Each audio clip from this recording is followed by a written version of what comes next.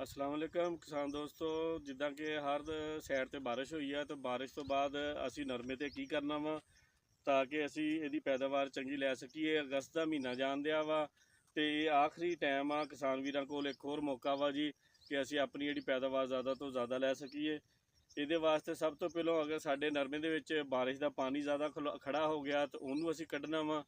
तो दूसरे नंबर ते असी हल्की आपैशी लाजमी करनी आ। ਉਹਦੇ ਤੁਸੀਂ ਯੂਰੀਆ ਦੇ ਨਾਲ ਸਲਫਰ ਲਾਜ਼ਮੀ ਫਲੱਡ ਕਰਨਾ ਵਾ। ਥੋੜੀ ਮਕਦਾਰ ਯੂਰੀਆ ਦੀ ਫਲੱਡ ਕਰ ਦਿਓ, ਨਾਲ ਉਹਦੇ ਸਲਫਰ ਲਾਜ਼ਮੀ ਫਲੱਡ ਕਰਨਾ ਵਾ।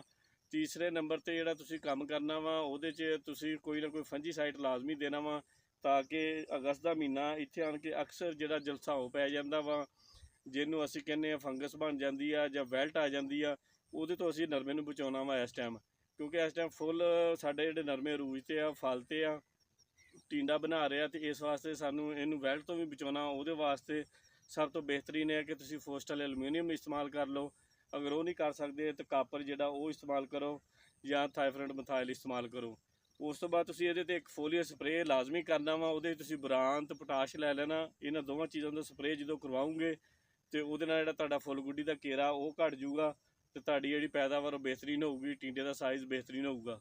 ਵੀਡੀਓ ਚੰਗੀ ਲੱਗੇ ਤਾਂ ਖੁਸ਼ਹਾਲ ਕਿਸਾਨ ਨੂੰ ਫਾਲੋ ਕਰ ਦਿਓ। ਵੀਡੀਓ ਦੂਸਰੇ ਕਿਸਾਨ ਵੀਰਾਂ ਨਾਲ ਲਾਜ਼ਮੀ ਸ਼ੇਅਰ ਕਰਿਓ।